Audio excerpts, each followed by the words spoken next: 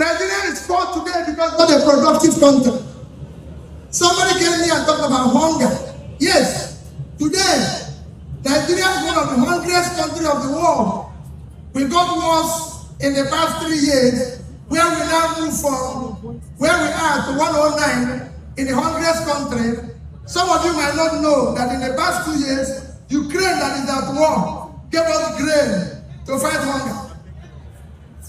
We are hungry because Nigeria is not a productive country. If we decide today to invest in critical areas of development, which include pulling people out of poverty, by investing in agriculture, we can make more money from agriculture than we make from oil. Countries are doing it. And I'm going to use 1, 2, 3 countries around us to show example. Today, our most staple food is rice. Nigeria produces less than 10 million tons of unmilled rice.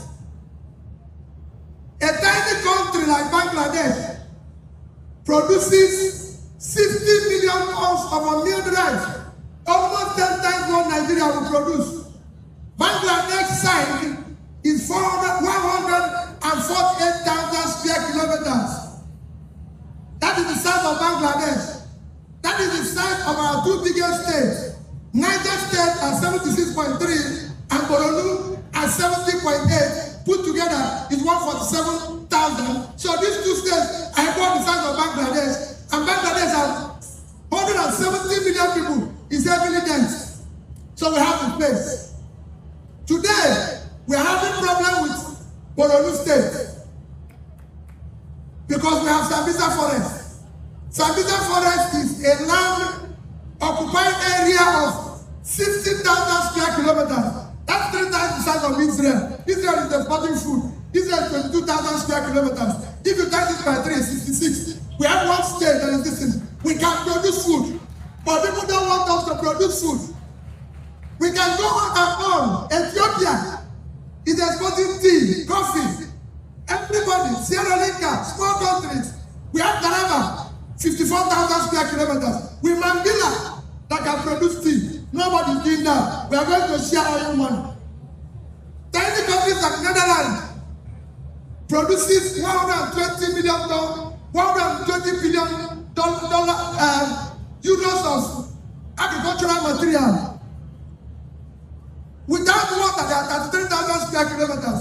Niger State is 76.3, so it's 2.5 times the size of Netherlands. I can go on and on. So we don't have any problem with poverty. Okay. What we have is that we need to move the country from consumption to production.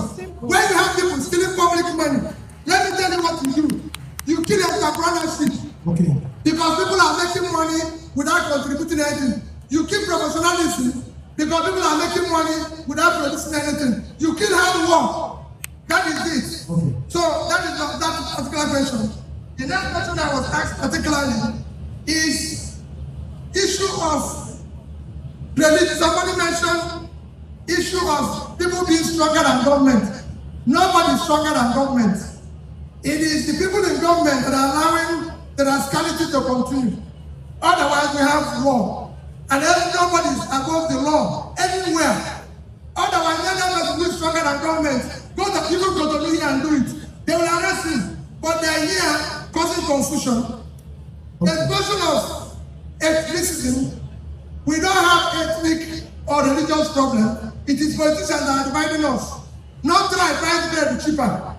No tribe buys food cheaper. It's politicians that are dividing us because we don't want to be divided. And finally, all is fair in politics.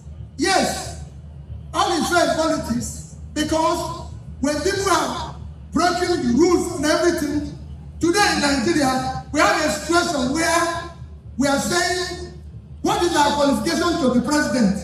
None of you know. What is qualification to be president of Nigeria government? Nobody knows. It is the constitution. No, it's in the constitution. Our own National Assembly said that forgery is not an offense in a electoral matter. Our own assembly said that nothing is. So when we have a case of where we the leaders, a case of where lunatics have taken taken over the asylum and decided to cancel all law that makes it work. So all is fair because that's what we need to sustain the rascality. I don't know if I heard you clearly. Did you say the National Assembly said funding is not? Is that what you said? Fortunately, yes. Fortunately, it's no longer an offense in the electoral matter. So because of it now, we have all is fair. You can't have it everywhere. No, Dr. Peter Obi, I think let's put it into perspective. What they did to the Electoral Act was to say that non-qualification was no longer an election petition sponsor. You are saying the same thing. That is the same thing you are saying. So there's no qualification. That means all is fair. All is fair is all is fair. But it's still a criminal case. No, it's an electoral matter. In electoral matter. If you remove it in the electoral matter, now you have to say it's a problem in another matter. We remove it where it is. The process through which people come into office is far more fundamental than what they do in that office. Okay. That's where we start. Thank you and God bless. Thank you. I think we have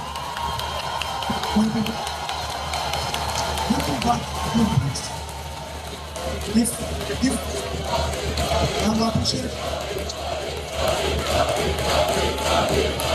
gentlemen, I would appreciate if we now that's